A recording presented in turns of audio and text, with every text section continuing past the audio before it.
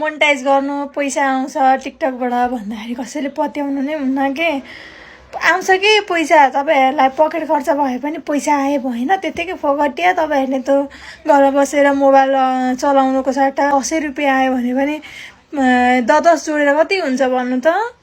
अनि तपाईँहरू चाहिँ नचलाउने राम्रो भनिदिँदाखेरि त हो रहेछ भनेर इन्ट्रेस्ट देखाउनु न गुगलमा सर्च गर्नु युट्युबमा हेर्नु कसरी कहाँबाट स्टार्ट गर्ने त हेर्नु अनि टिकटकले पैसा दिइरहेको छ फेसबुकले पनि दिन्छ टिकटकले पनि दिन्छ जेले पनि दिन्छ तपाईँलाई जे सजिलो लाग्छ त्यही गर्नु के टिकटकै गर्नुपर्छ भन्ने पनि छैन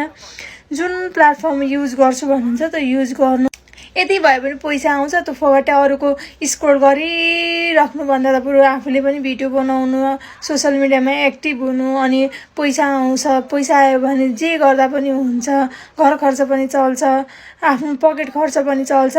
हरेक कुराको समस्याको समाधान हुन्छ पैसाले अनि तपाईँहरू चाहिँ घरमा बसेर हेरी मात्रै राख्ने खोजी निन्दी नगर्ने अर्काले पैसा देखाएको अर्काले पैसा कमाएको अरूले ठुल्ठुलो काम गरेको यही टिकटकमा देखेर चाहिँ वाउ मैले पनि गर्न पाए हुन्थ्यो भनेर सोच्ने अनि आफू चाहिँ एक्टिभ नहुने त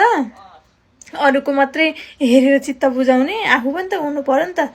उनीहरू पनि हामी जस्तै मान्छे नै हो हामी उनीहरूले नि मेहनत गरेर त्यहाँसम्म पुगेका हो तपाईँ मेहनत गर्न सक्नुहुन्न त मेहनतदेखि किन डराउनुहुन्छ तपाईँहरू ल तपाईँहरू पनि आफ्ना